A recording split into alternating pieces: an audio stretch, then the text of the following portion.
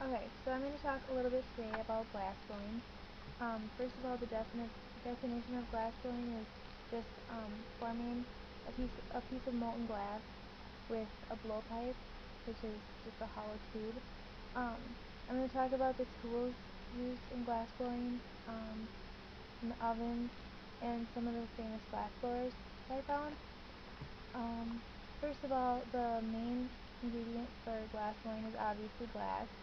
Um, and for the coloring can be added in three ways, and this is by rods of glass, shards, or powder or frit. Um, Rods of glass are basically just sticks of colored glass. Shards are just like bigger chunks, and powder or frit is it's like ground up pieces of glass, and it can vary from being really fine to kind of coarse. Um, The colored glass can have a lot of different properties, from being opaque to transparent to translucent, and then certain um, special properties like foil, or like I've seen stuff that's glittery and iridescent or frosty, and then mostly in lamp working though, I've seen glass that glows. Um, I'm also going to talk about the ovens. There's four main different kinds of ovens. First one is the glory hole, which is used to um, to heat the glass during the glass blowing process when it starts to cool off when it's out. This tends to be about 2200 degrees, and it's super hot. The next one is the furnace, which this is the one that has a crucible, or a big ceramic pot full of molten glass. This is the one that we dipped our pipes into when we went to full side glass, and that's also at about 2200 degrees, which also very hot.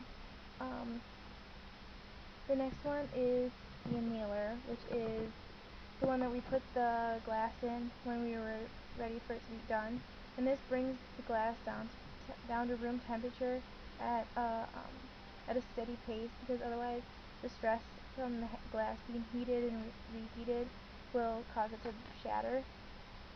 So, and then the other one is the warming oven, which is the one that the ends of the pipes are kept in to warm them up so that they can pick up glass.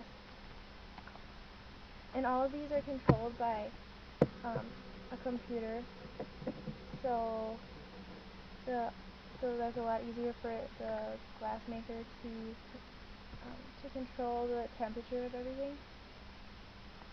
Okay, and I'm going to talk about the shaping tools as well. There's tweezers and jacks, which basically look like giant tweezers, kind of. They're like big, big forceps. Those are used to twist or thin an area or pinch an area of a piece of glass. Paddles are the name is pretty self-explanatory. These are used to flatten out like a side of the glass, or um, the end of the glass where the puntee is going to be attached.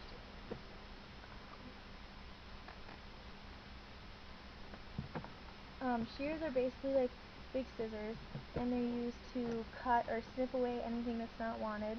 And blocks or molds, um, those are used to just get the blob of glass into a shape that the gaffer wants. Um, okay, and the pipes that are used, there's two different kinds. There's a blowpipe, which is a hollow tube, and there's a puntee, or I've heard it called a punto rod as well. A blowpipe is just a hollow tube, and I've seen some that are just completely straight and then have a mouthpiece on the end, but I've also seen some that have kind of a flared end, and I'm assuming this is to pick up more glass. So, a puntee rod is the rod that the blob is attached to, so that the gaffer can work on the mouth of on the piece that they're working on. And usually during the process of making something, when they transfer the piece of glass from the blowpipe to the puntee, this is um, this is when the most things go wrong, because it either doesn't attach all the way, or it seems like it's attached but it's really not, and it'll drop off and just shatter on the floor. And another shaping tool that's often used is like a metal workbench, or like a flat metal table, and they just like um, roll the piece along there to get it into a certain shape to use. Okay, and then two famous glassblowers that I'm going to talk about are Harvey Littleton and Dale Chihuly. Harvey Littleton was a ceramics professor in the 60s, and he started experimenting with glass, and he decided that he was really interested in it.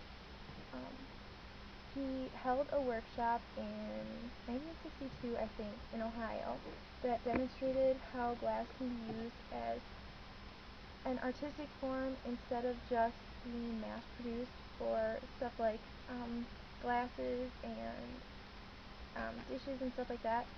So he basically turned it into a more turn it into like a studio art type thing, or like a fine arts type thing.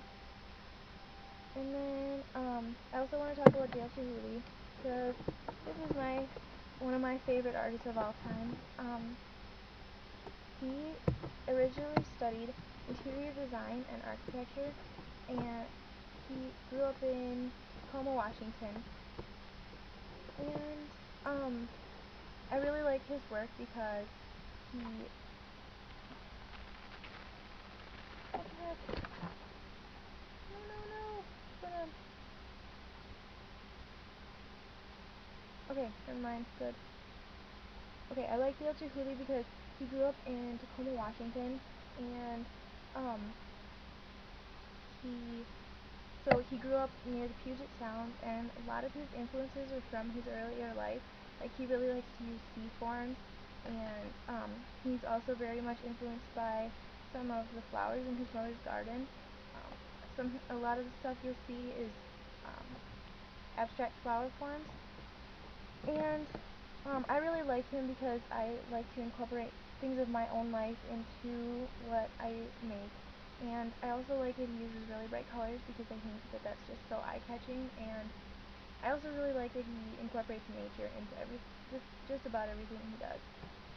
And what he did to the art world is basically revolutionized it, and use collaborative teams instead of one artist doing the whole process of making a piece of art. And so like divided up the whole process, so that one person wasn't doing every single thing. So anyways, I want to conclude by talking about why I decided to use glassblowing as a subject for my speech. Basically, I've always been interested in it. My art teacher in high school really encouraged me to look at it and just see it, because I thought it was so cool. I think the first time I saw it was at the Renaissance Festival, and from then on I was just amazed by it. I think it's just such a beautiful medium, because it's like, it looks like it's liquid but it's solid. And I think one of the books that I used to research called it solidified liquidity, which I thought was cool. And also the visit to the glass studio, that was really awesome for me, because it's been like this fantasy of mine to be able to go and work with glass, and I've never had that opportunity before, so that was really cool. Which also, those pictures are on my Facebook page that I took that day. Okay. I'm also going to show a video from YouTube and explain the process during that video, and I had a slideshow and everything, so that's all.